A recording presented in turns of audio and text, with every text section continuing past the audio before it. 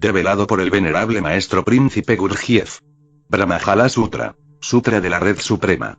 Así he oído. Una vez el señor estaba de viaje a lo largo del camino principal entre Rajaga y Nalanda 1 con una gran compañía de unos 500 monjes 2 y el vagabundo, Supilla 3, que también estaba de viaje en ese camino con su alumno, el joven Brahmalata. Supilla encontraba faltas de todas clases en el Buda, el Dhamma y la Sangha, considerando que su alumno, Brahmalata, estaba hablando de varias maneras en su alabanza. Y estos dos, maestro y alumno, oponiendo argumentos directamente, seguían de cerca detrás del señor y su orden de monjes. Entonces el señor se detuvo durante una noche con sus monjes en el Parque Real de Ambalatika. Y Supilla también se detuvo allí durante la noche con su alumno Brahmalata. Supilla siguió denigrando al Buda, el Dhamma y la Sangha, mientras que su alumno Brahmalata los defendía. Y disputando así, ellos siguieron de cerca detrás del Buda y su orden de monjes. Ahora, al amanecer, varios monjes, habiéndose levantado, se reunieron y se sentaron en el pabellón de la ronda, y esta era la tendencia de su charla. Es maravilloso, amigos, es maravilloso cómo el Señor bendito, el Arahant, el Buda totalmente ilustrado, conoce, ve y claramente distingue las inclinaciones diferentes de los seres. Por aquí está el vagabundo Supilla, que encuentra faltas de todas clases en el Buda, el Dhamma y la Sangha, mientras su alumno Brahmadatta de varias maneras los defiende. Y, así disputando, ellos siguieron estrechamente detrás del Señor bendito y su orden de monjes. Entonces el Señor, siendo consciente de lo que esos monjes estaban diciendo, fue al pabellón de la ronda y se sentó en el asiento preparado. Entonces él dijo: monjes, ¿cuál era el asunto de su conversación ahora? ¿Qué charla he interrumpido? Y ellos le contaron sobre lo que estaban hablando.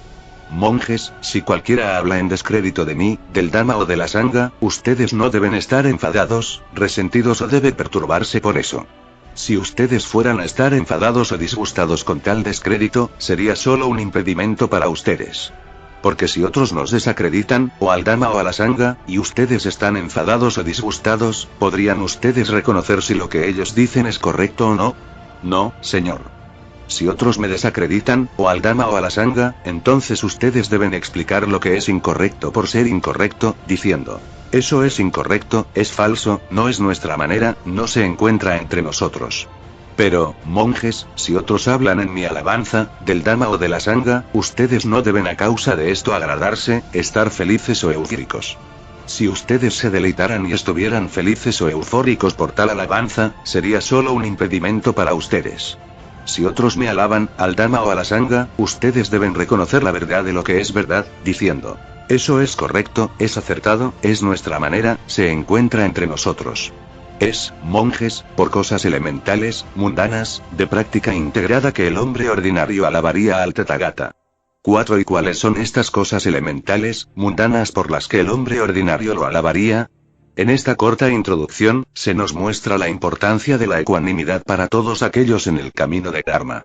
Buda declaró que el camino de Dharma es difícil y profundo y ese es el caso. Es difícil de dos maneras.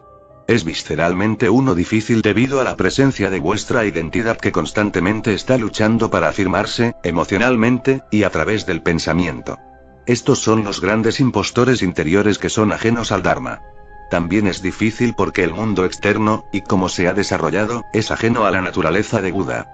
Así el Dharma se ataca desde fuera por aquellos que no entienden y son motivados por su propia ignorancia, como Supilla, y es asaltado por la propia ignorancia de uno, por vía de esta identidad múltiple. La única defensa contra estos ataques es percibir la verdad. Esto debe lograrse en dos fases. La primera fase es sofocar la propia confusión, codicia y hostilidad. De esta manera la mente se vuelve tranquila y calmada y uno puede mantener la ecuanimidad ante la condenación y la alabanza, y todos, con visión clara, pueden ver que, eso es incorrecto, es falso, no es nuestra manera, no se encuentra entre nosotros. Una vez que usted tiene la ecuanimidad ante los impedimentos externos es entonces que puede empezar la segunda fase, en la que usted debe explicar a otros lo que es incorrecto por ser incorrecto y reconocer y no olvidarse de reforzar las actitudes, intenciones y acciones que están de acuerdo con el Dharma que declara: eso es correcto, esto está bien. Ahora esas palabras correcto e incorrecto causan muchos problemas en la mente del ignorante, y para él, parece implicar el juicio y la necesidad de un juez externo. En el budismo no es el caso. Cuando nosotros decimos correcto, es que estamos diciendo que esa actitud, intención o la acción es beneficiosa para la propia mente y cuerpo de uno y de las criaturas sintientes. Cuando nosotros decimos incorrecto, es que queremos decir que esas actitudes, intenciones y acciones no brindan beneficio y son dañinas a la mente o al cuerpo de uno y a las criaturas sensibles vivientes. Es entonces claro y evidente por qué uno desearía restaurar el balance natural y el equilibrio para sí mismo y ayudar a otros, pero aquí Buda está diciendo de enseñar a otros. ¿Por qué él dice eso? Es el despertar de la primera fase del conocimiento de la unidad natural de criaturas sintientes dentro de sí mismo. Es que, porque nuestras mentes están embotadas y oscurecidas por la ignorancia, que nosotros no vemos esa unidad, así que uno debe usar la mente corrompida para despertarse. Esto no es fácil. La primera fase del camino promueve y empieza el proceso del despertar de la verdadera compasión, acompañada por la sabiduría, para todas las criaturas sintientes. Esta compasión no es la compasión que se gobierna con la mente, es una verdadera compasión que es el derecho de nacimiento de cada criatura humana. Yace dormida en cada criatura humana cubierta por miles de años de ignorancia. El segundo avance, una vez que uno ha entendido que el estado de Bodhisattva es natural y correcto, es desarrollar y nutrir la semilla de Bodhisattva que hemos abandonado por tanto tiempo. Tomar los preceptos básicos y secundarios y guardar a esos preceptos es la primera parte de la primera fase del camino natural. La segunda parte de la primera fase es tomar los preceptos del Bodhisattva. La tercera parte de la primera fase es convertir esos dos grupos de preceptos en acciones correctas acompañadas de amor benévolo y ecuanimidad. Es entonces, que ayudado por la presencia de las tres joyas, Buda, Dharma y Sangha, por vía de la meditación correcta, atención correcta y energía correcta, se desarrollarán las actitudes correctas y usted entrará en la parte avanzada de la segunda fase, donde uno puede cultivar y puede nutrir la verdad que ya está dentro de usted y se vuelve un bodhisattva abierto a su verdadera naturaleza adelantada en el camino. Habiendo descrito el camino de esta manera, por favor comprenda que estas son divisiones artificiales. No hay ninguna división real. No hay ningún camino real. No hay ningún laico, maestro o maestro bodhisattva en el camino. Hay solo el proceso natural que es el Dharma. Sección corta sobre la integridad. Confiando que usted ha entendido este punto importante, continuaremos con el sutra y examinaremos las cosas elementales, mundanas por lo que el hombre ordinario alabaría primero al Buda. Es ahí donde aquellos en el camino de Dharma deben empezar. Los primeros conceptos importantes se explican en esta sección corta sobre la integridad y son conocidos como los preceptos básicos. Los primeros 4 preceptos se citan más a menudo y forman parte de un grupo que nosotros llamamos los 4 preceptos, pero eso no significa que los otros son de menos importancia. Así Buda declaró: abandonando el tomar vidas, el asceta Gotama mora absteniéndose de tomar la vida, sin palo o espada, escrupuloso, compasivo, interesado por el bienestar de todos los seres vivientes. Así el hombre ordinario alabaría al Tathagata. Abandonando el tomar lo que no le es dado, el asceta Gotama mora absteniéndose de tomar lo que no le es dado, mientras vive puramente, aceptando lo que se da, mientras espera lo que se da, sin robar. Así el hombre ordinario alabaría al Tathagata. Abandonando la no castidad, el asceta Gotama vive lejos de ella, apartado de la práctica de sexo, del mundo. Así el hombre ordinario alabaría el Tathagata.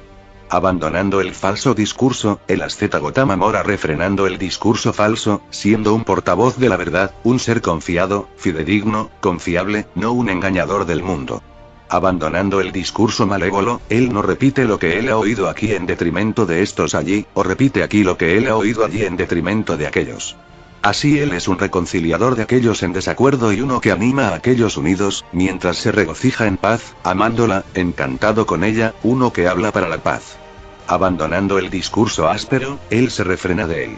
Él habla cualquier cosa que es sin culpa, agradable al oído, agradable, que alcanza el corazón, urbano, plácido y atractivo a la multitud. Abandonando la charla ociosa, él habla en el momento correcto, lo que es correcto y al punto, del Dhamma y la disciplina.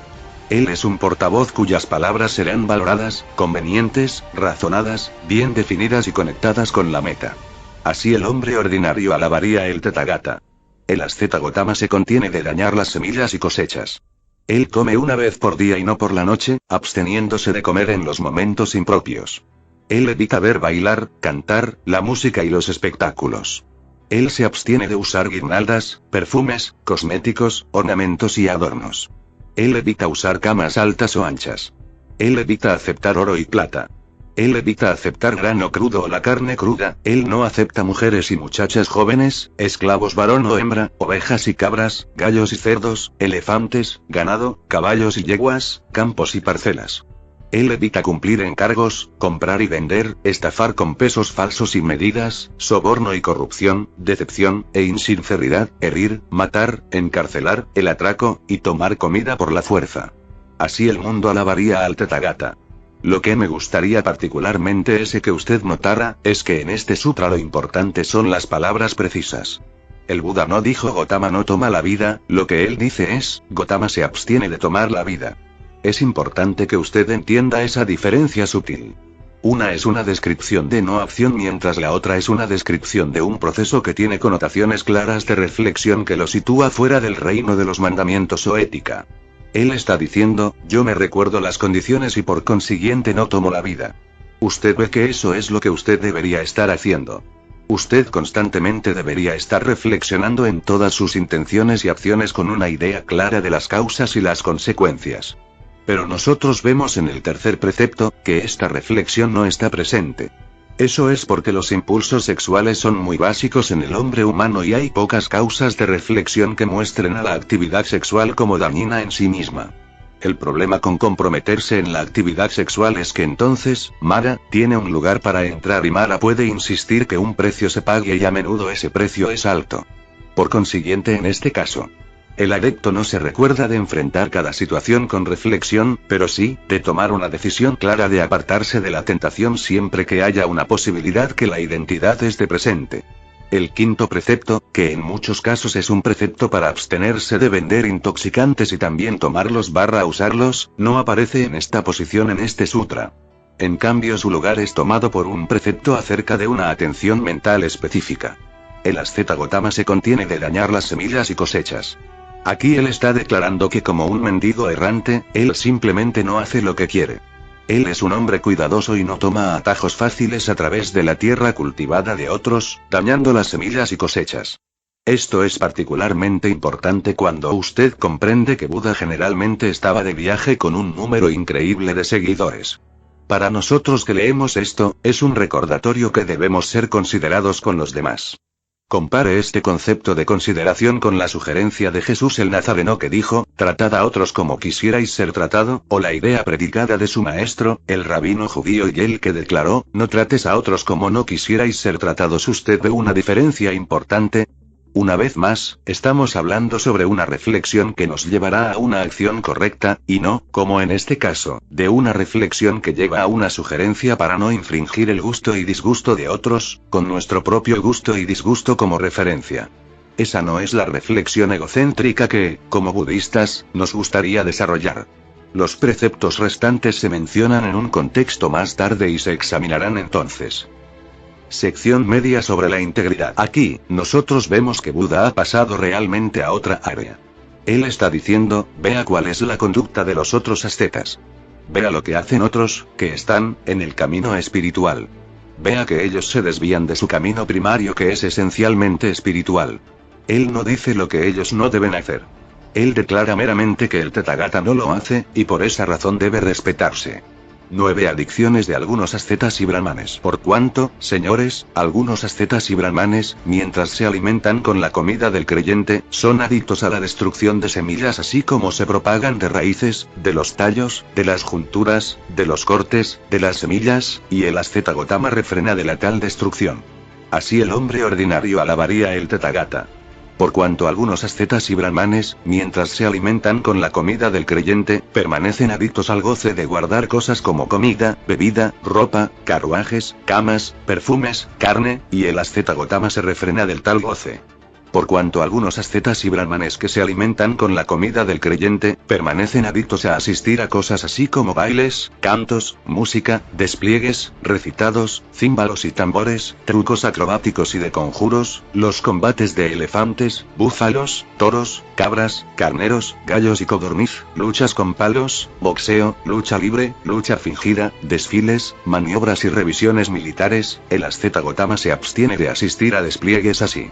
Por cuanto algunos ascetas y brahmanes que se alimentan con la comida del creyente permanecen adictos a cosas, así como juegos y seguimientos ociosos como el ajedrez de 8 o 10 filas, ajedrez en el aire, la rayuela, los palillos, dados, pegar con ramitas, sombras chinescas, juegos de pelota, soplar a través de pipas de juguete, jugar con arados de juguete, dar saltos mortales, jugar con molinos de viento de juguete, medidas, carruajes y arcos, adivinando cartas, adivinando los pensamientos, imitando deformidades, el asceta Gotama refrena de las tales seguimientos ociosos. Por cuanto algunos ascetas y brahmanes permanecen adictos a las camas altas y anchas y los sillones largos, las camas adornadas con figuras de animales, los tapetes lanudos o abigarrados, los tapetes con pelo en ambos lados o un lado, tapetes de seda, bordados con o sin gemas, alfombras de carros o de elefante o caballo, los cobertores selectos de piel de antílope, camas con toldos o con cojines rojos a ambos lados, el asceta Gotama refrena de las tales camas altas y anchas. Por cuanto algunos ascetas y brahmanes permanecen adictos a cosas así como formas de adorno y embellecimiento, como frotarse el cuerpo con perfumes, masajes, baños en agua perfumada, lavados de cabellos, uso de espejos, ungüentos, guirnaldas, esencias, ungüentos, cosméticos, pulseras, vinchas, palillos, frascos, espadas, quitasoles, sandalias decoradas, turbantes, gemas, abanicos de cola de yak, y túnicas blancas orladas, el asceta Gotama refrena del tal adorno. Por cuanto algunos ascetas y brahmanes permanecen adictos a tal conversación no edificante moralmente como sobre reyes, ministros que roban, ejércitos, los peligros, las guerras, la comida, la bebida, ropa, camas, guirnaldas, perfumes, parientes, carruajes, pueblos, poblados y ciudades, los países, mujeres, los héroes, chismes de la calle, hablar de los que partieron, la charla inconexa, las especulaciones sobre la tierra y el mar, hablar sobre el ser y no ser, el asceta Gotama refrena de tal conversación. Por cuanto algunos ascetas y brahmanes permanecen adictos a disputas como: usted no entiende esta doctrina y disciplina, yo sí. ¿Cómo podría usted entender esta doctrina y disciplina? Su manera es totalmente incorrecta, la mía es correcta. Yo soy coherente, usted no lo es. Usted dijo lo que debería haber dicho primero en último lugar, y dijo lo que debería haber dicho en último lugar primero. Lo que a usted le tomó tanto pensar se ha refutado. Su argumento ha sido desarticulado, usted ha sido derrotado. Siga, y mantenga su doctrina, salga de eso si usted puede. El asceta Gotama refrena de la tal disputa. Por cuanto algunos ascetas y brahmanes que se alimentan con la comida del creyente permanecen adictos a las tales cosas como los mandados corrientes y mensajes, para los reyes, ministros, nobles, brahmanes, cabezas de familia y hombres jóvenes que dicen: ve aquí, ve allí. Tome esto de aquí, traiga eso de allí. El asceta Gotama refrena de tal ejecución de mandados. Por cuanto algunos ascetas y brahmanes permanecen adictos a la decepción, parloteando, insinuando, rebajando, y siempre está en la acción de hacer mayores ganancias, el asceta Gotama refrena de tal decepción. Así los hombres mundanos alabarían al Tathagata. El comentario acerca de las 9 adicciones. Él declara que ellos se están alimentando con la comida del creyente. Aquí hay una clara condenación, porque el concepto es que están traicionando la confianza puesta en ellos. Esto es algo que todos aquellos en el camino de Bodhisattva, sean ellos novicios o laicos, realmente deben pensar. Vea que él no los acusa de aceptar regalos, y a causa de esto es que ellos se abstienen, ya que por esto inmediatamente perderían el apoyo del creyente. Pero en una persona que es teóricamente espiritual hay una clara responsabilidad por una conducta incorrecta, que ni siquiera es considerada correcta por el hombre ordinario pensante. Ellos dañan semillas y cosechas, miran las danzas, cantos, música y espectáculos, usan guirnaldas, perfumes, cosméticos, ornamentos y adornos y usan camas altas o anchas. Esto muestra claramente la línea fina entre la conducta socialmente aceptable y la conducta no aceptable. Usted ve que el dinero y las posesiones son, como era entonces y ahora, el foco de la atención. Es una lección para aquellos en un camino correcto, porque nosotros no debemos conducirnos sobre la base de lo que puede crear una falta de respeto por los otros, pero sí en lo que nosotros sabemos que no es consistente con el camino de Dharma. Note las adicciones especiales también de aquellos que por esos días estaban en un camino espiritual, a saber las búsquedas ociosas y la discusión intelectual malgastadora. Amigos espirituales del Dharma, tomen una lección de esto, mírense en el espejo, particularmente estén atentos a esas discusiones malgastadoras, incluso sobre el Dharma, que en ninguna manera ayuda a los seres sensibles. Sección grande acerca del sustento espiritual. Esto no es tanto una sección sobre el sustento correcto del que nosotros normalmente hablamos dentro de los comentarios en el Camino Octuplo, sino un comentario especial, quizás más aplicable hoy que lo que ha sido por centenares de años. Desde que todos hemos empezado pensando en condiciones psicológicas y de la era de Acuario, ha habido un gran arrebato de introspección personal. Esto, junto con la inadecuación clara de la existencia moderna para todas las criaturas, para los humanos y para los otros, ha llevado a una búsqueda frenética por respuestas. Nosotros nos hemos empujado hacia la edad alternativa cargada de peligros. Quienes vivimos en el mundo occidental, ya no podemos vivir de las ofrendas de los fieles. ¿De dónde obtendremos la subsistencia para continuar en nuestro camino espiritual para el beneficio de los individuos y las criaturas sintientes? Hay varias alternativas. Nosotros podemos trabajar simplemente lo suficiente para sostener nuestras mentes y cuerpos, como tantos grandes siddhis en India han hecho, moliendo pepitas como tilopa. Nosotros podemos confiar en las donaciones del creyente, pero no siempre es fácil obtener las donaciones suficientes para el trabajo en el Dharma. En cambio, muchos grupos budistas entran en el mundo de lo alternativo, uniendo varias alternativas de salud física y mental con su práctica. Estas palabras del Buda se deben estudiar en serio, ya que Buda refrenó de tales artes bajas que son malos medios de sustento.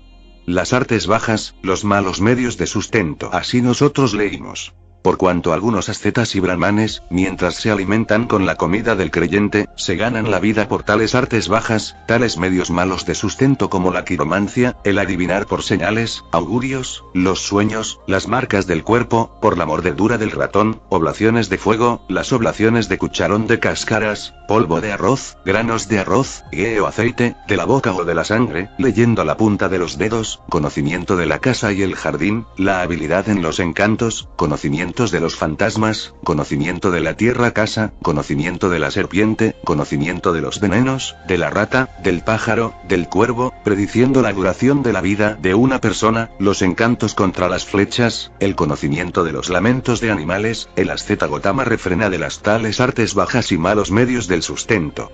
Por cuanto algunos ascetas y brahmanes se ganan la vida por tales artes bajas como juzgar las marcas de gemas, ramas, ropa, espadas, lanza, flechas, armas, mujeres, hombres, muchachos, muchachas, esclavos varón y hembra, los elefantes, los caballos, el búfalos, los toros, las vacas, las cabras, los carneros, los gallos, la codorniz, las iguanas, las ratas del bambú, las tortugas, el ciervo, el asceta Gotama refrena de las tales artes bajas.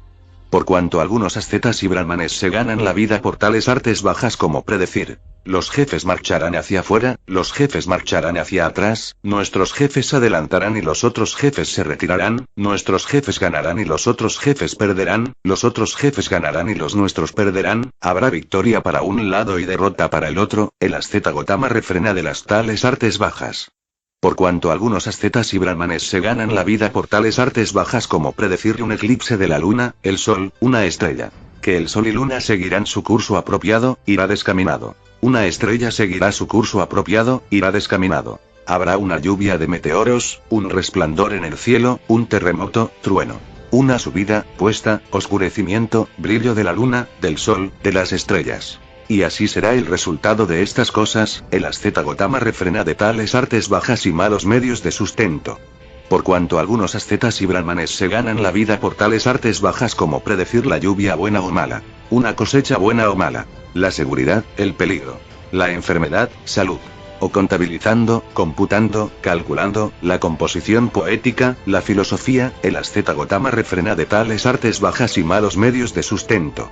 Por cuanto algunos ascetas y brahmanes se ganan la vida por tales artes bajas como arreglar el dar y recibir en el matrimonio, compromisos y divorcios, vaticinando el tiempo propicio ahorrando y gastando, trayendo la buena o mala suerte, procurando abortos, usando hechizos para ligar la lengua, ligando la mandíbula, haciendo a las manos dar tirones, causando sordera, consiguiendo las respuestas con un espejo, un muchacha medium, un deva. Rindiendo culto al solo gran Brahma, respirando fuego, invocando a la diosa de la suerte, el asceta Gotama refrena de tales artes bajas y malos medios de sustento. Por cuanto algunos ascetas y brahmanes, mientras se alimentan con la comida del creyente, se ganan la vida por tales artes bajas, tales medios malos de sustento como aplacar los devas y rendir votos a ellos, haciendo hechizos a la tierra casa, causando virilidad o impotencia, preparando y consagrando los sitios de construcción de edificios, dando enjuagues rituales y baños, haciendo sacrificios, dando emético, purgas, expectorantes y flemagogos, dando medicinas para oreja, ojo, nariz, ungüentos y contraungüentos, cirugía de ojos, cirugía, la pediatría, usando bálsamos para oponerse a los efectos colaterales de remedios anteriores, el asceta Gotama refrena de tales artes bajas y malos medios de sustento. Monjes, por refrenar de tales prácticas elementales, inferiores que el hombre ordinario alabaría el Tathagata. Los 62 tipos de creencias erróneas. Ahora el Buda empieza a tratar con asuntos más serios, que parece intelectual pero no lo es, que es profundo, difícil de ver, difícil de entender, pacífico, excelente, más allá del mero pensamiento, sutil, para ser experimentado por el sabio. Se dice que el método analítico de Buda en sus discursos jugó una parte importante en la síntesis de la filosofía india. Buda, en sus debates, que eran comunes y plenos por su tiempo, basó sus argumentos en su agrupación de nociones prevalecientes en 4 pares de extremos, anta. Estos pares de extremos eran: 1. La tesis externalista que afirma que todo existe, atitisavam, junto con la antítesis aniquilista que afirma que nada existe, atitisavam.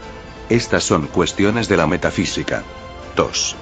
La tesis determinista que afirma que todo se predetermina, pubekataetusavam. Este ofrece el postulado de la predeterminación de la identidad, junto con la antítesis fortunalista que nada se causa y se condiciona, aetuapakaya sabam. Esto ofrece el postulado de la existencia de la no identidad. Estas son cuestiones de la lógica. 3. La tesis individualista que afirma que el bienestar e infortunio son causados por agente moral de acción, sayamkatun sukadukam, y la antítesis que es la fatalista que dice que todo se causa por un poder mayor, paramkatan sukadukam. Estas son cuestiones de la ética.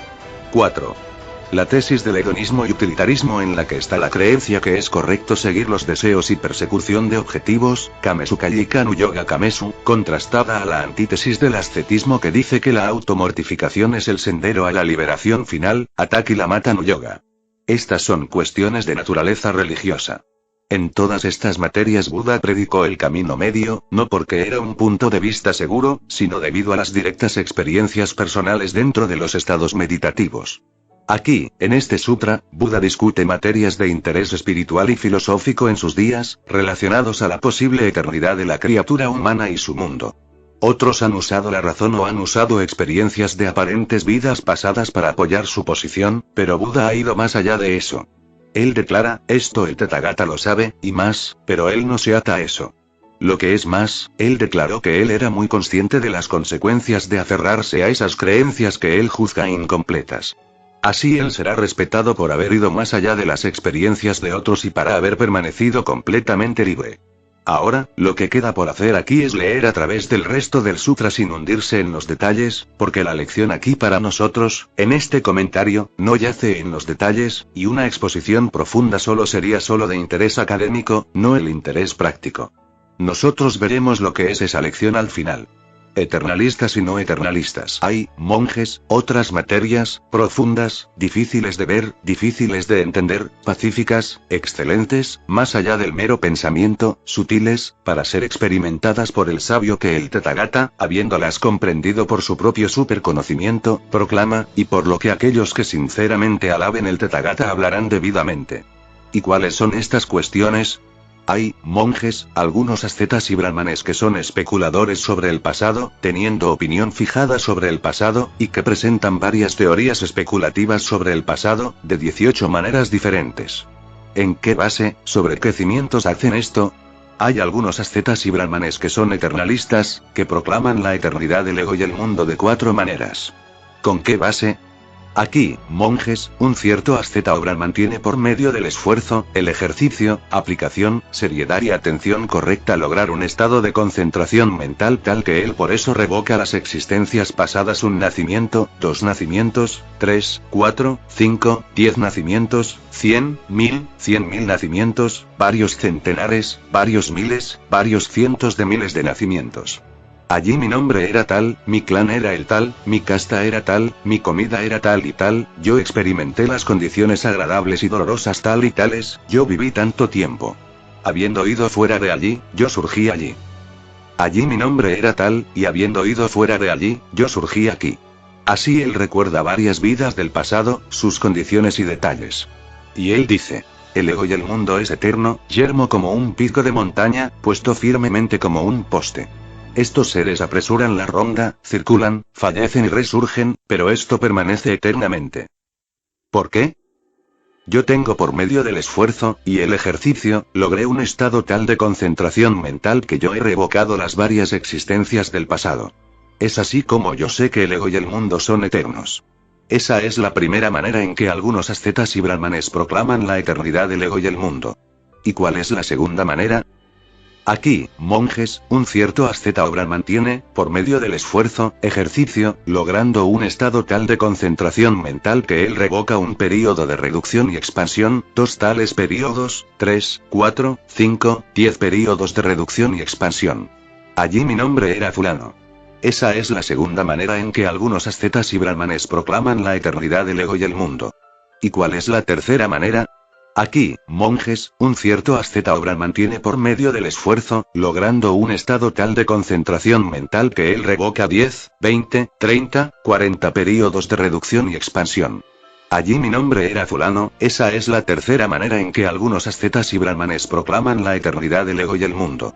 ¿Y cuál es la cuarta manera? Aquí un cierto asceta o brahman es lógico, un razonador. Martillándolo por la razón, siguiendo su propia línea de pensamiento, él defiende: el ego y el mundo es eterno, yermo como la cresta de una montaña, puesto firmemente como un poste.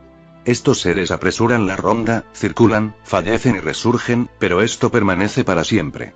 Esa es la cuarta manera en que algunos ascetas y brahmanes proclaman la eternidad del ego y el mundo.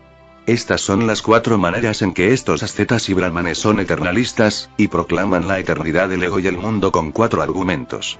Y cualquier asceta o brahmanes que son eternalistas y proclaman la eternidad del ego y el mundo, ellos lo hacen en uno u otro de estos 4 argumentos. No hay ninguna otra manera. Esto, monjes, es lo que el Tathagata entiende. Estos puntos de vista de esta manera asidos y adheridos llevarán a ciertos destinos en otros mundos. Esto el Tathagata lo sabe, y más, pero él no se ata a ese conocimiento. Y estando así suelto él ha experimentado la paz perfecta, y habiendo entendido de verdad el surgir y desaparecer de los sentimientos, su atracción y su peligro y la liberación de ellos, el Tathagata se libera sin resto, sin que quede nada.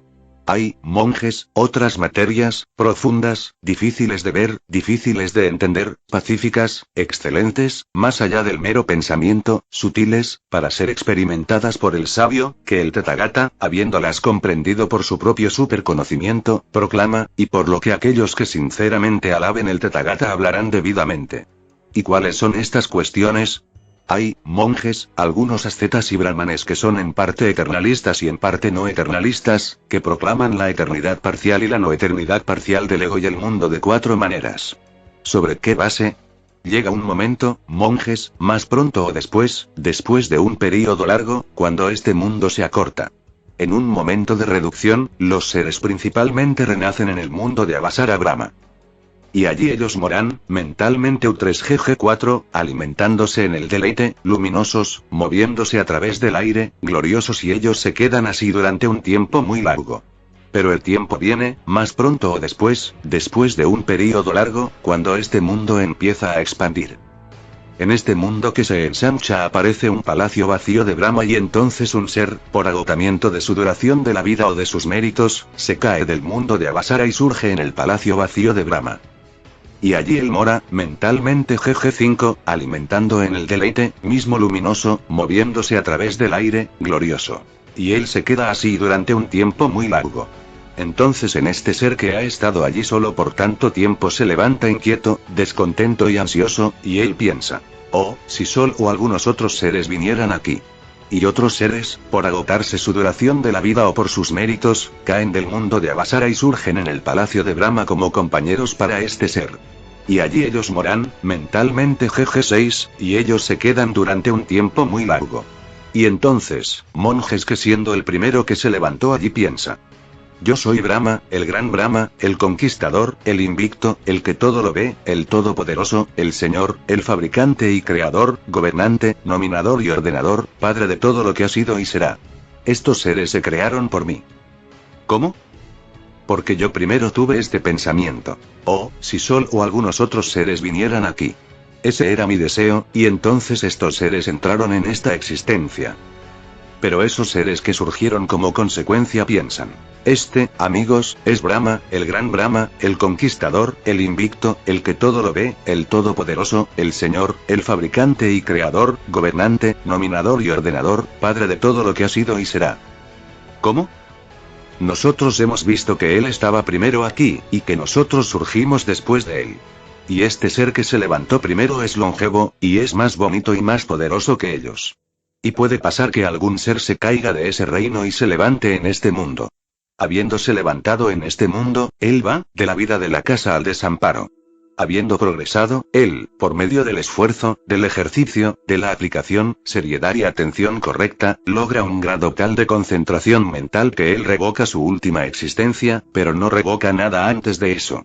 Y él piensa. Ese Brahma, Él nos hizo, y Él es permanente, estable, eterno, no sujeto al cambio, el mismo para siempre jamás.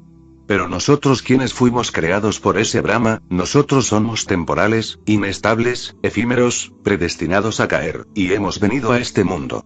Este es el primer caso en el cual algunos ascetas y brahmanes son en parte eternalistas y en parte no eternalistas. ¿Y cuál es la segunda manera? Hay monjes, cierto devas llamados corruptos por el placer. Ellos gastan una cantidad excesiva de tiempo entregados a la alegría, juegos y goce, para que su atención mental sea disipada, y por la dispersión de la atención mental esos seres se caen de ese estado. Y puede pasar que un ser, habiéndose caído de ese estado, se levanta en este mundo. Y habiendo surgido en este mundo, él pasa, de la vida de la casa al desamparo.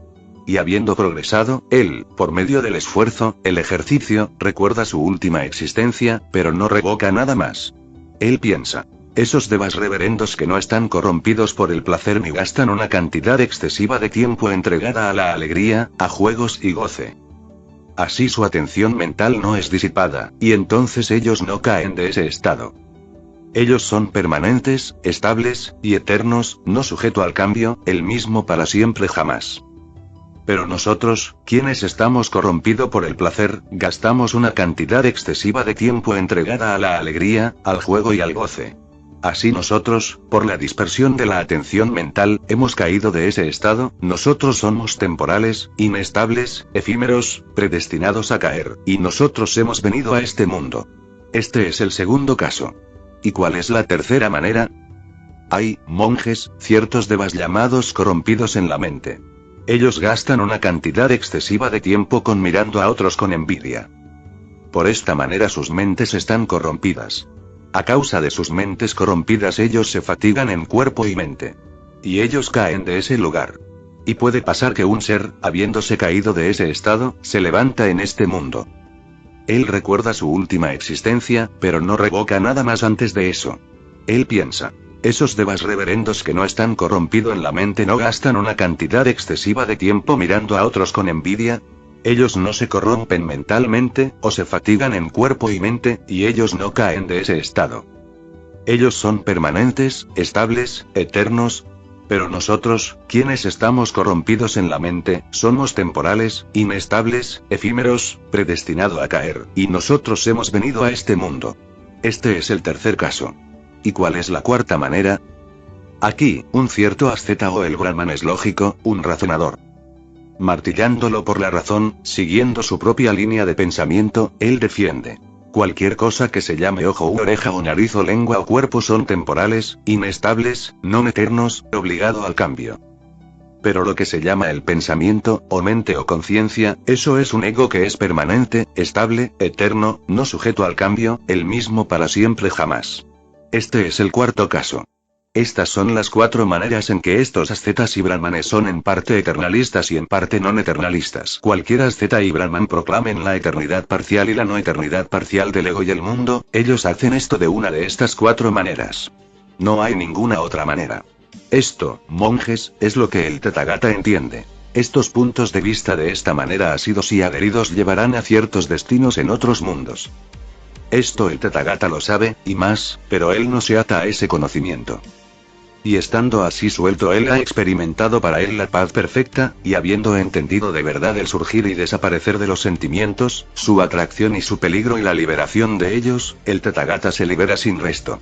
Estas, monjes, son esas otras cuestiones, profundas, difíciles de ver, difíciles de entender, pacíficas, excelentes, más allá del mero pensamiento, sutiles, para ser experimentadas por el sabio, que el Tathagata, habiéndolas comprendido por su propio superconocimiento, proclama, y por lo que aquellos que sinceramente alaben el Tathagata hablarán debidamente. Finitistas e infinitistas, anta anantika. Hay, monjes, algunos ascetas y brahmanes que son finitistas e infinitistas, y que proclaman la finitud e infinidad del mundo de 4 maneras. ¿Quiénes son ellos? Aquí un cierto asceta o brahman tiene, por medio del esfuerzo, logró un estado tal de concentración que él mora percibiendo el mundo como finito. Él piensa, este mundo es finito y limitado por un círculo. ¿Cómo? Porque yo he logrando un estado de concentración tal que yo moro percibiendo el mundo como finito. Por consiguiente yo sé que este mundo es finito y limitado por un círculo. Este es el primer caso. ¿Y cuál es la segunda manera?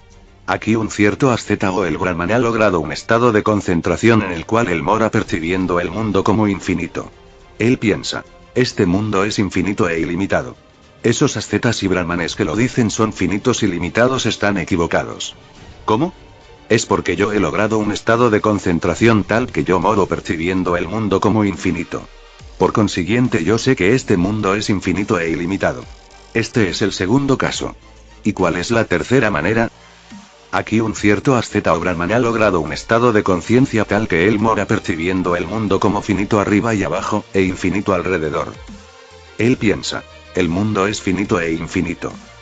Esos ascetas y brahmanes que dicen que es finito están equivocados, y esos que dicen es infinito están equivocados.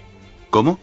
Es porque yo he logrado un estado de concentración tal que yo moro percibiendo el mundo como finito arriba y abajo, e infinito alrededor. Por consiguiente yo sé que el mundo es ambos, finito e infinito. Este es el tercer caso.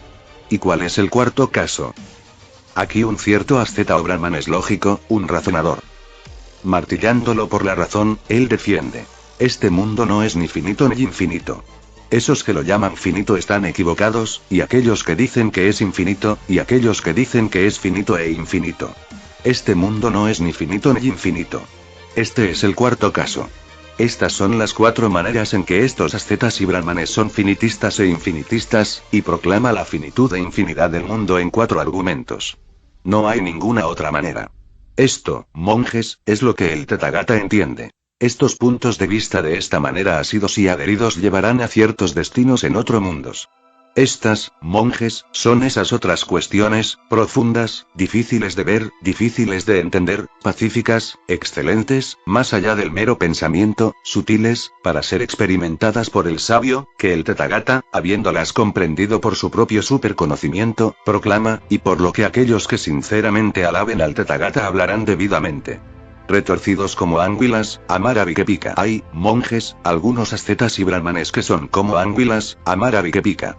Cuando son interrogados por esta o esa materia, ellos acuden a declaraciones evasivas, y ellos se retuercen como águilas en 4 argumentos. ¿Quiénes son ellos? En este caso hay un asceta o brahman que no sabe en verdad si una cosa es buena o mala. Él piensa, yo en verdad no sé si esto es bueno o si es malo. No sabiendo qué es correcto, yo podría declarar, eso es bueno, o eso es malo, y eso podría ser una mentira, y eso me apenaría. Y si yo estuviera apenado, sería un estorbo para mí. Así temiendo mentir, aborreciendo mentir, él no declara que una cosa es buena o mala, pero cuando es preguntado por esta o esa materia, él acude a las declaraciones evasivas y se retuerce como una anguila. Yo no digo esto, yo no digo eso. Yo no digo que es de otra manera. Yo ni digo que no es. Yo ni no digo que no es. Este es el primer caso. ¿Cuál es la segunda manera? Aquí un asceta o el brahman no sabe en verdad si una cosa es buena o mala. Él piensa, yo podría declarar, eso es bueno, o eso es malo, y yo podría sentir deseo, lujuria, odio o aversión. Si yo sintiera deseo, lujuria, odio o aversión habría una atadura de mi parte. Si yo sintiera atadura me apenaría y si yo estuviera apenado, sería un estorbo para mí. Así, temiendo la atadura, aborreciendo la atadura, él acude a declaraciones evasivas. Este es el segundo caso. ¿Cuál es la tercera manera? Aquí un asceta o el brahman no sabe en verdad si una cosa es buena o mala. Él piensa. Yo podría declarar. Eso es bueno, o eso es malo, pero hay ascetas y brahmanes que son sabios, diestros, polemistas expertos, como arqueros que pueden hender cabellos, que pasan destruyendo los puntos de vista de los otros con su sabiduría, y ellos podrían interrogarme, exigiendo mis razones y argumentando. Y yo no podría contestar. No pudiendo contestar me apenarían, y si yo estuviera apenado, sería un estorbo para mí. Así, temiendo el debate, aborreciendo el debate, él acude a las declaraciones evasivas. Este es el tercer caso. ¿Cuál es la cuarta manera? Aquí, un asceta o el brahman es embotado y tonto. Debido a su torpeza y estupidez, cuando se le cuestiona, él acude a las declaraciones evasivas y se retuerce como una anguila. Si usted me pregunta si hay otro mundo, si yo pensara que sí, yo diría hay otro mundo. Pero yo no digo eso. Y yo no digo de otra manera.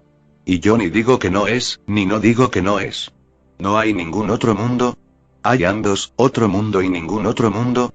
¿No hay ni otro mundo ni ningún otro mundo? ¿Hay seres espontáneamente nacidos? ¿No hay? ¿Ambos? ¿Ninguno? El Tathagata existe. Él no existe. Él existe y no existe.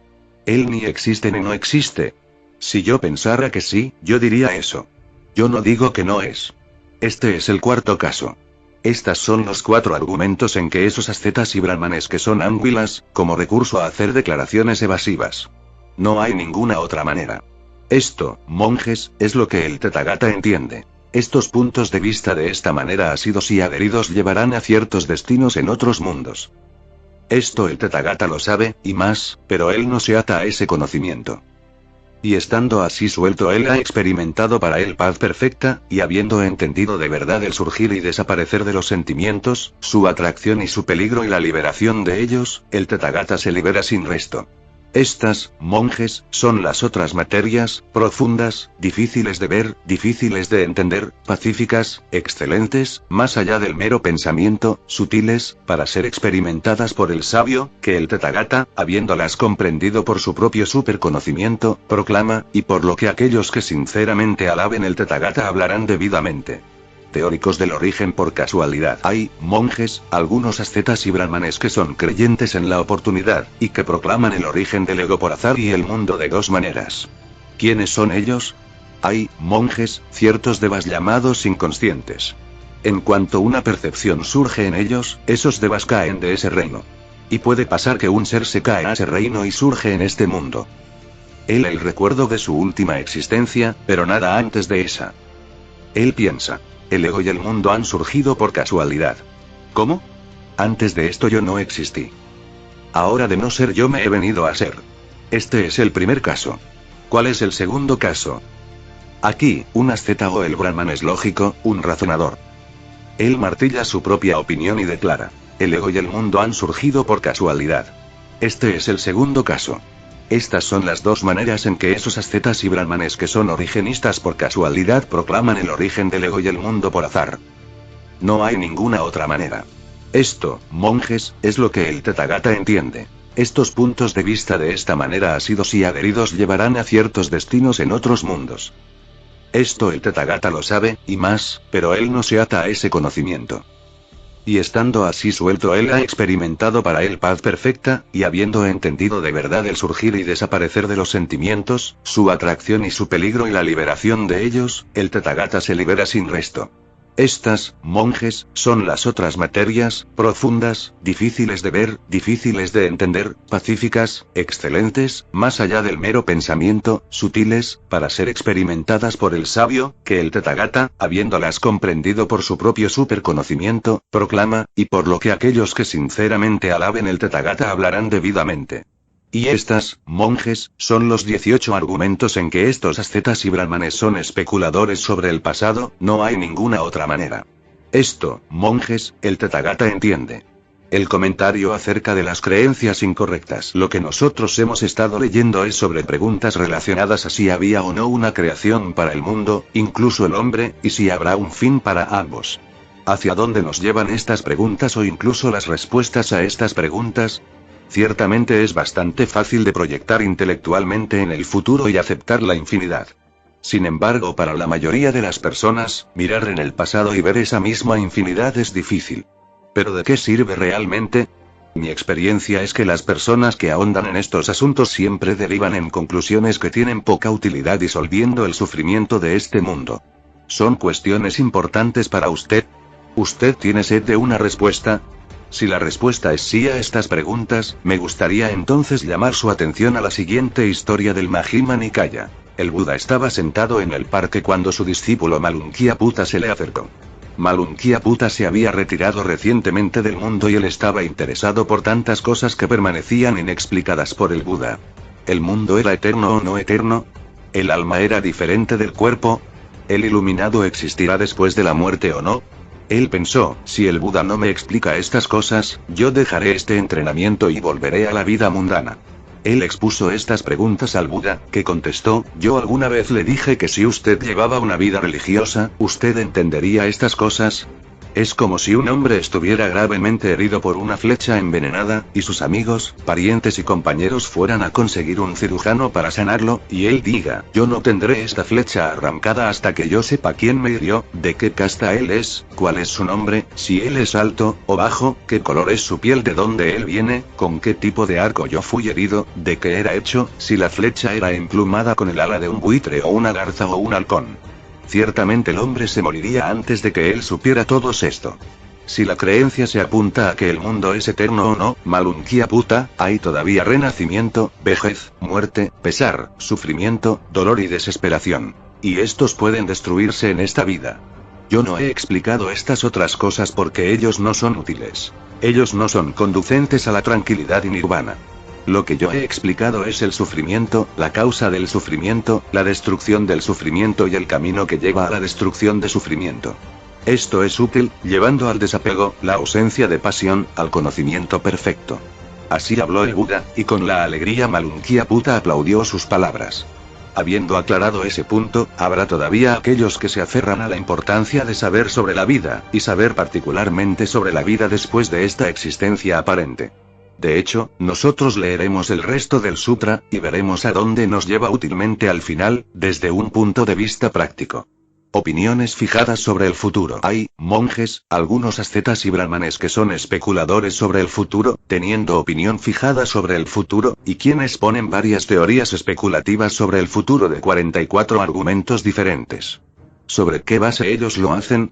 La supervivencia consciente después de la muerte, 16 maneras. Hay monjes, algunos ascetas y brahmanes que proclaman una doctrina de supervivencia consciente después de la muerte, y lo hacen de 16 argumentos diferentes. ¿Sobre qué base? Ellos declaran que el ego es sano y consciente y, 1, material, 2, inmaterial, 3, material e inmaterial, 4, ni material ni inmaterial, 5, finito, 6, infinito, 7, ambos, 8, ni uno ni otro, 9, de percepción uniforme, 10, de percepción variada, L1, de percepción limitada, 12, de percepción ilimitada, 13, totalmente feliz, 14, totalmente miserable, 15, ambos, 16, ni uno ni otro. Estas son los 16 argumentos en que estos ascetas y brahmanes proclaman una doctrina de supervivencia consciente después de la muerte. No hay ninguna otra manera. Esto, monjes, el Tathagata entiende. Estas, monjes, son esas otras cuestiones, profundo, duro ver. Que el Tathagata, mientras habiéndolas comprendido por su propio superconocimiento, proclama, y por lo que aquellos que sinceramente alaben el Tathagata hablarán debidamente. La supervivencia inconsciente después de la muerte, 8 argumentos. Hay monjes, algunos ascetas y brahmanes que proclaman una doctrina de supervivencia inconsciente después de la muerte, y ellos lo hacen de 8 maneras. ¿En qué se basan? Ellos declaran que el ego es sano e inconsciente y, 1, material, 2, inmaterial, 3, ambos, 4, ni uno ni otro, 5, finito, 6, infinito, 7, ambos, 8, ni uno ni otro. Estas son las 8 maneras en que estos ascetas y brahmanes proclaman una doctrina de supervivencia inconsciente después de la muerte. No hay ninguna otra manera. Esto, monjes, el Tathagata entiende. Estas, monjes, son esas otras cuestiones, profundas, difíciles de ver que el Tathagata, habiéndolas comprendido por su propio conocimiento excelente, proclama, y por lo que aquellos que sinceramente alaben el Tathagata hablarán debidamente.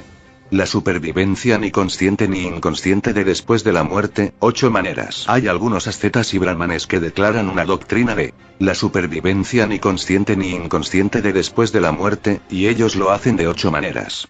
¿En qué se basan? Ellos declaran que el ego es sano y ni consciente ni inconsciente y, 1, material, 2, inmaterial, 3, ambos, 4, ni uno ni otro, 5, finito, 6, infinito, 7, ambos, 8, ni uno ni otro. Estas son las 8 maneras en que estos ascetas y brahmanes proclaman una doctrina de supervivencia ni consciente ni inconsciente de después de la muerte. No hay ninguna otra manera. Esto, monjes, el Tathagata entiende. Estas, monjes, son esas otras cuestiones, profundas, difíciles de ver, que el Tathagata, mientras habiéndolas comprendido por su propio conocimiento excelente, proclama, y por lo que aquellos que sinceramente alaben el Tathagata hablarán debidamente. La aniquilación, 7 maneras. Hay, monjes, algunos ascetas y brahmanes que son aniquilacionistas que proclaman la aniquilación, destrucción y no existencia de seres y ellos lo hacen de 7 maneras. ¿En qué se basan? Aquí un cierto asceta o el brahman declara y sostiene la creencia. Como este ego es material, compuesto de los 4 grandes elementos, producto de madre y padre, con la ruptura del cuerpo se aniquila y perece, y no existe. Esta es la manera en que este ego se aniquila. Eso es como algunos proclaman la aniquilación, destrucción y no existencia de seres. Otro le dice, Señor, hay un ego tal como usted dice. Yo no lo niego. Pero ese ego no se aniquila totalmente. Por allí hay otro ego, divino, material, perteneciendo a la esfera de los sentidos, alimentado con la comida real. Usted no lo conoce o lo ve, pero yo sí. Es este ego que a la disolución del cuerpo perece. Otro le dice, Señor, hay un ego tal como usted dice. Yo no lo niego. Pero ese ego no se aniquila totalmente. Por allí hay otro mismo, divino, material, creado por la mente, completo con todas sus partes, no defectivo en cualquier órgano del sentido. Es este ego que a la disolución del cuerpo perece. Otro le dice, Señor, hay un ego tal como usted dice. Hay otro ego que, pasando completamente más allá de las sensaciones corporales, por la desaparición de todo el sentido de resistencia y por la no atracción a la percepción de diversidad, ya que el espacio es infinito, ha comprendido la esfera de espacio del infinito. Es este ego, que a la ruptura del cuerpo perece. Es el ego que perece a la ruptura del cuerpo. Otro le dice, hay otro ego que, pasando completamente más allá de la esfera de espacio del infinito, ya que la conciencia es infinita, ha comprendido la esfera de conciencia infinita. Es este ego que a la disolución del cuerpo perece. Otro le dice, hay otro ego que, pasando completamente más allá de la esfera de conciencia infinita, ya que no hay ninguna cosa, ha comprendido la esfera de ninguna cosa. Es este ego que a la disolución del cuerpo perece. Otro le dice, Señor, hay un ego tal como usted dice. Yo no lo niego. Pero ese ego no se aniquila totalmente. Porque ese otro ego que, pasando completamente más allá de la esfera de ninguna cosa y viendo, esto es pacífico, esto es sublime, ha comprendido la esfera de ninguna percepción ni no percepción. Usted no lo conoce o lo ve, pero yo sí. Es este ego que a la disolución del cuerpo se aniquila y perece, y no existe. Esta es la manera en que el ego es completamente aniquilado. Eso es como algunos proclaman la aniquilación, destrucción y no existencia de seres. Estas son las 7 maneras en que estos ascetas y brahmanes proclaman una doctrina de la aniquilación, destrucción y no existencia de seres, no hay ninguna otra manera. Esto, monjes, el Tathagata entiende. Estas, monjes, son esas otras cuestiones, profundas, difíciles de ver, que el Tathagata, habiéndolas comprendido por su propio conocimiento excelente, proclama, y por lo que aquellos que sinceramente alaben el Tathagata hablarán debidamente. Los pregoneros de Nirvana aquí y ahora, 5 maneras. Hay, monjes, algunos ascetas y brahmanes que son pregoneros de Nirvana aquí y ahora, y que proclaman el Nirvana aquí y ahora para un ser existente de 5 maneras. ¿Sobre qué razón? Aquí un cierto asceta o el brahman declara y sostiene la creencia. Hasta donde este ego, provisto y dotado de los quíntuplos placeres de los sentidos, se complace en ellos, entonces es cuando el ego comprende el nirvana más alto aquí y ahora. Entonces algunos lo proclaman así. Otro le dice, Señor, hay un ego tal como usted dice. Yo no lo niego. Pero no es así como el ego comprende el nirvana más alto aquí y ahora. ¿Por qué es eso? Porque, Señor, los deseos de los sentidos son temporales, dolorosos y sujetos al cambio, y de su cambio y la transformación surge el dolor, lamento, dolor, aflicción e infortunio. Pero cuando este ego, aislado de los deseos de los sentidos, aislado de los estados insalubres, entra y mora en los primeros jhana, nivel meditativa, que se acompaña con el pensar y ponderar, y el deleite, y felicidad nacido del desapasionamiento, es cuando el ego comprende el nirvana más alto aquí y ahora. Otro le dice: Señor, hay un ego tal como usted dice. Pero no es así como el ego logra nirvana. ¿Por qué? Porque, a causa de pensar y ponderar, ese estado es considerado grueso. Pero cuando el ego, por el menguar de pensamiento y ponderar, entra y mora en el segundo jhana, con la tranquilidad interna y unidad de mente que es libre de pensar y ponderar y nace de la concentración, y acompañado por el deleite y la alegría, es cuando el ego comprende el nirvana más alto aquí y ahora. Otro le dice: Señor, hay un ego tal como usted dice. Pero no es así donde el ego logra nirvana. ¿Cómo es esto? Porque a causa de la presencia de deleite hay alegría mental, y ese estado es considerado grosero. Pero cuando el ego, con el menguar de deleite, mora en la ecuanimidad, atento y claramente consciente, experimentando en su propio cuerpo qué alegría de que los nobles dicen: feliz mora uno que tiene ecuanimidad y atención mental, y así entra y mora en el tercer jhana, que es cuando el ego, aparente, comprende el nirvana más alto aquí y ahora. Otro le dice: el Señor, hay un ego tal como usted dice. Yo no lo niego. Pero no es donde él mismo experiencia el nirvana más alto aquí y ahora. ¿Por qué? Porque la mente contiene la idea de alegría, y ese estado es considerado grosero. Pero cuando, con el abandono de placer y dolor, con la desaparición de la alegría anterior y pesar, uno entra y mora en un estado más allá del placer y el dolor en el cuarto jhana, que es purificado por la ecuanimidad y atención mental, que es donde el ego comprende el nirvana más alto aquí y ahora. Eso es como algunos proclaman el nirvana más alto aquí y ahora para un ser existente. Estas son las 5 maneras en que estos ascetas y brahmanes proclaman una doctrina de nirvana aquí y ahora. No hay ninguna otra manera. Esto, monjes, el Tathagata entiende, estas, monjes, son esas otras cuestiones, profundas, difíciles de ver, que el Tathagata, habiéndolos comprendido por su propio conocimiento excelente, proclama, y por lo que aquellos que sinceramente alaben el Tathagata hablarán debidamente. Estas son las 44 maneras en que esos ascetas y brahmanes, que son especuladores sobre el futuro, teniendo creencias fijas sobre el futuro, ponen por delante varias creencias especulativas sobre el futuro. No hay ninguna otra manera. Esto, monjes, el Tathagata entiende. Estas, monjes, son esas otras cuestiones, profundas, difíciles de ver, que el Tathagata, habiéndolas comprendido por su propio conocimiento excelente, proclama, y por lo que aquellos que sinceramente alaben el Tathagata hablarán debidamente.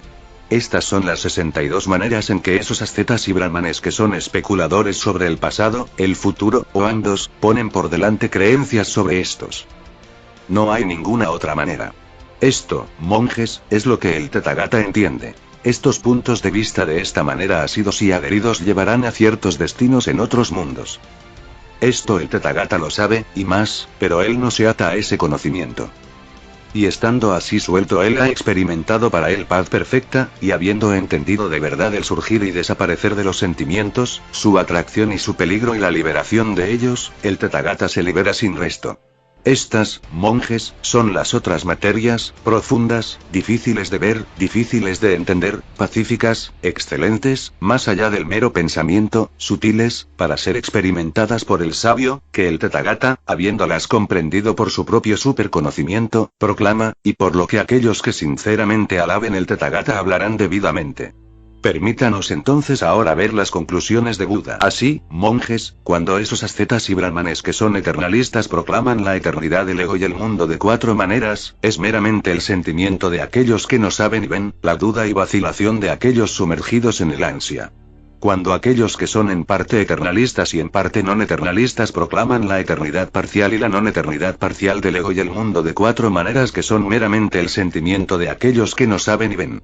Cuando aquellos que son finitistas e infinitistas proclaman la finitud e infinitud del mundo en 4 tierras que son meramente el sentimiento de aquellos que no saben y ven, la duda y la vacilación de aquellos sumergidos en el ansia.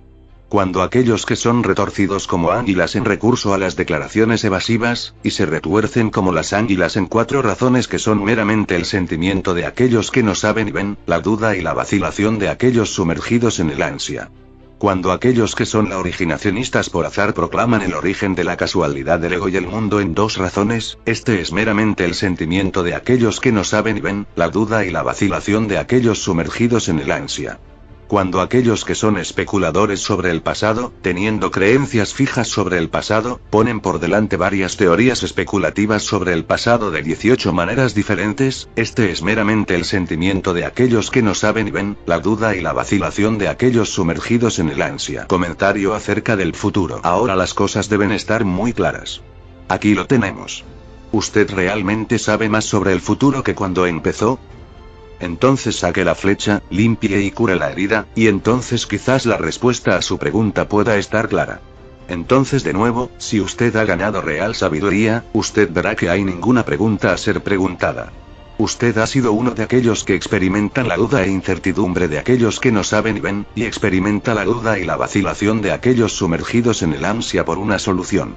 Pero aquí nosotros tenemos una declaración importante sobre la raíz / causa de sus errores. Es en la condición humana del origen dependiente. De una manera muy directa es la emoción humana relativa a lo que es sentido en el aparentemente separado mundo externo, lo que genera el deseo en el futuro por una solución y es la última ignorancia que completa el ciclo que empieza por la sensación.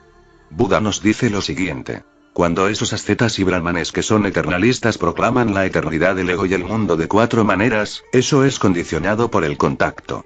Cuando aquellos que son en parte eternalistas y en parte no eternalistas, eso es condicionado por el contacto.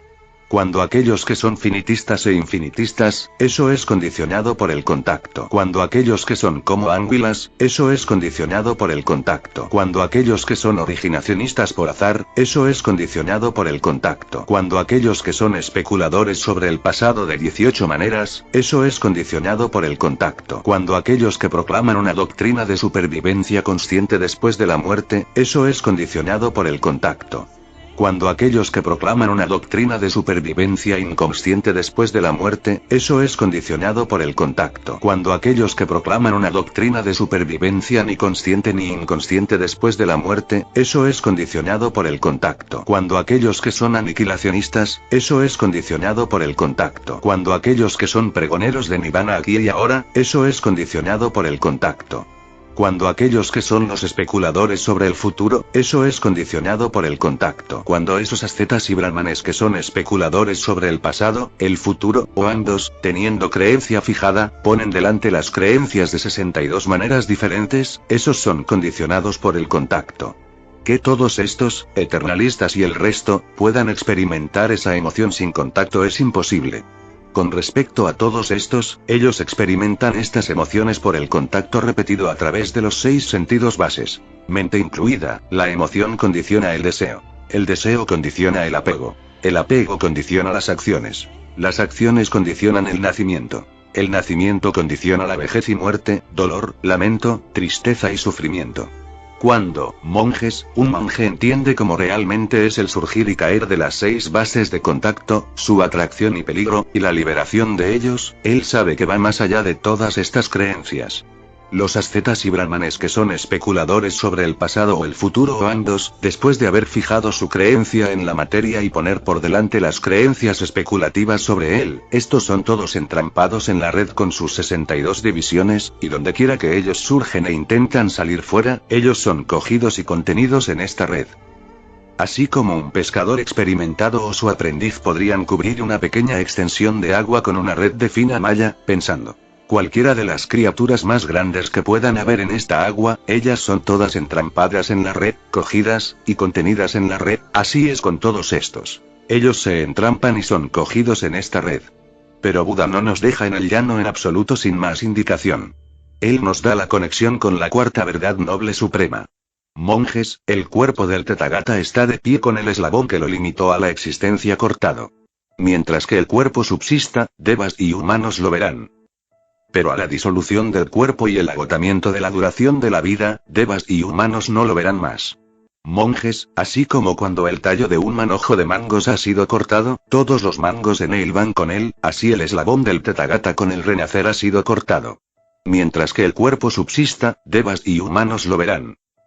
Pero a la disolución del cuerpo y el agotamiento de su vida, devas y humanos no lo verán más. A estas palabras el venerable Ananda dijo al Señor: es maravilloso, Señor, es maravilloso. ¿Cuál es el nombre de esta exposición de Dhamma? Ananda, usted puede recordar esta exposición de Dhamma como la red del bien, la red de Dhamma, la red suprema, la red de creencias, o como la victoria incomparable en la batalla. Así el Señor habló, y los monjes se regocijaron y estaban encantados con sus palabras. Y cuando esta exposición era proclamada, el sistema de 10.000 mundos se sacudió. Quienquiera que especula sobre el pasado y el futuro o se entrampa en ambos en esta red de creencias. Ellos pueden retorcerse y pueden esforzarse escapar de lo que es inevitable, pero ellos permanecerán en la esclavitud de origen dependiente hasta que haya allí un despertar. Evite estas trampas intelectuales de la red de creencias y siga el Dharma que no se ata a la mente corrompida del mundo de los sentidos, pero sí al puro corazón, la mente, de la verdadera naturaleza de la criatura humana. Fasa es el contacto entre el sentido base y su objeto, por ejemplo el ojo y el objeto visible. Proporciona la experiencia de sensación dentro de la conciencia, y es este contacto el comentario general. Ahora que nosotros tenemos una comprensión del Sutra Red Supremo, que es simple en la presentación pero claro y preciso, nosotros miraremos el Sutra Mahayana de la red de Brahma, y los preceptos de Bodhisattva contenidos en él. Porque es verdad que muchas de las explicaciones esotéricas y herramientas de budismo mahayana han sido convertidas en superstición y dogma por el ignorante, es sabio recordar que detrás de todas las palabras, frases y conceptos hay un proceso natural trabajando. Es particularmente importante, particularmente en los textos tibetanos, entender que al parecer los conceptos coloridos e ideas que son esotéricos tienen una función legítima dentro de las prácticas. Por consiguiente es sabio no despedir nada como si fueran supersticiones, ni aferrarse de ellos como verdades literales. Note lo que Buda ha dicho particularmente. Hay, monjes, otras materias, profundas, difíciles de ver, difíciles de entender, pacíficas, excelentes, más allá del mero pensamiento, sutil, para ser experimentado por el sabio. Usted no puede esperar el adelanto a esas áreas más allá del pensamiento menos que usted se prepare a poner las bases para la fundación. Empiece esa fundación tomando, entendiendo e internalizando los preceptos. Hay un grupo conciso y bien presentado de 4 preceptos de Bodhisattva, preparado para los hombres comunes y novicios que son beneficiosos adoptar junto con los preceptos básicos. Mi propia experiencia es eso, que solo aquellos que ya están avanzados en por lo menos las prácticas elementales y meditaciones de cualquier camino deben usar los grupos más complejos de preceptos. El primer voto. Los seres vivientes son innumerables, yo juro ayudarlos todos para atravesar el mar del sufrimiento, el mar del nacimiento y la muerte. El segundo voto. Aunque las aflicciones parezcan inagotables e interminables, yo juro penetrar y cortar a través de todas ellas. El tercer voto. Las puertas de Dhamma son sin medida, yo juro cultivarlas a todas. El cuarto voto. Aunque el sendero de Buda es difícil, yo juro prometo comprenderlo.